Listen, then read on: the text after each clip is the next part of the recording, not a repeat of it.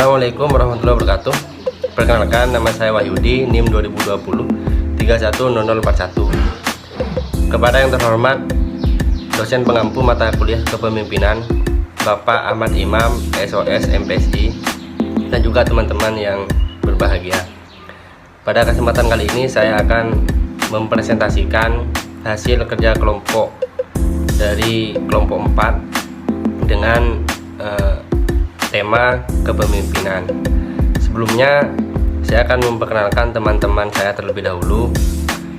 Yang pertama ada Abdurrahman Hidayat, kemudian Farid Andrianto, kemudian Eko Aprianto, Agung Wahyudi, dan saya Wahyudi. Baik, langsung saja saya akan menjelaskan tentang apa itu kepemimpinan. Sebelumnya, apakah teman-teman pernah mendengar kata pemimpin dan kepemimpinan? Pemimpin dan kepemimpinan memiliki suatu perbedaan. Jika pemimpin merupakan orang yang dipilih untuk memimpin suatu organisasi, maka kepemimpinan adalah suatu prosesnya atau suatu kegiatan dalam mempengaruhi bawahannya untuk mencapai tujuan dari organisasi tersebut. Dan dalam kepemimpinan ini ada beberapa teori yang tentunya telah dikemukakan oleh beberapa ahli. Di antaranya adalah teori genetis, teori sosial, dan teori ekologis.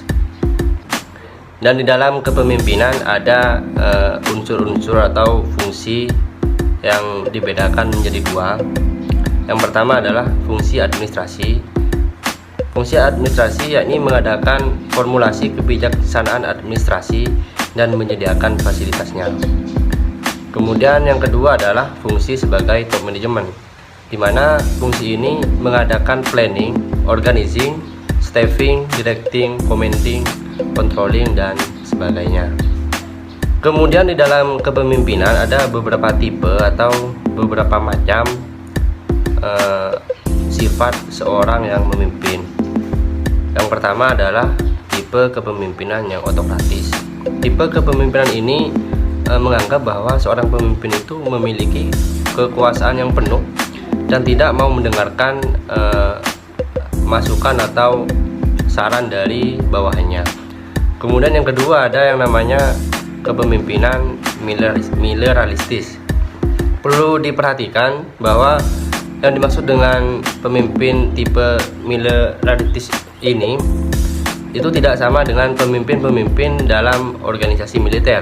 Artinya tidak semua pemimpin dalam militer ini bertipe militaristis.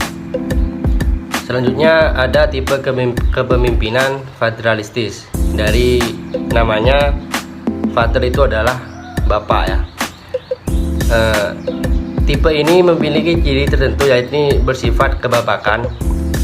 Biasanya kepemimpinan seperti ini menggunakan pengaruh dalam menggerakkan bawahannya mencapai suatu tujuan dengan sifat kebapakan.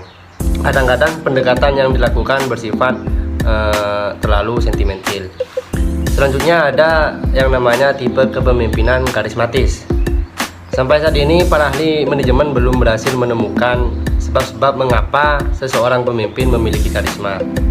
Yang diketahui ialah tipe pemimpin seperti ini mempunyai daya tarik yang amat besar dan karenanya mempunyai pengikut yang sangat besar juga. Kebanyakan para pengikut menjelaskan mengapa mereka menjadi pengikut pemimpin yang seperti ini. Pengetahuan tentang faktor penyebab karena kurangnya seorang pemimpin yang karismatis, maka sering hanya dikatakan bahwa pemimpin yang demikian diberkahi dalam kekuatan gaib atau supernatural powers. Dan yang terakhir adalah tipe kepemimpinan demokratis.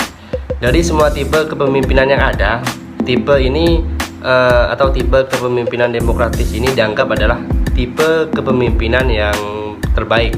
Hal ini disebabkan karena tipe kepemimpinan ini selalu mendahulukan kelompok dibandingkan dengan kepentingan individunya. Lalu bagaimana cara kita untuk menjadi pemimpin yang baik? Ada beberapa syarat agar kita menjadi pemimpin yang baik.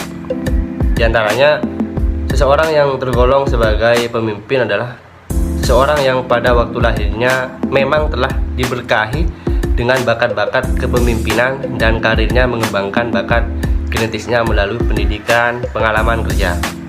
Pengembangan kemampuan itu adalah suatu proses yang berlangsung terus-menerus dengan maksud agar yang bersangkutan semakin memiliki lebih banyak ciri-ciri kepemimpinan.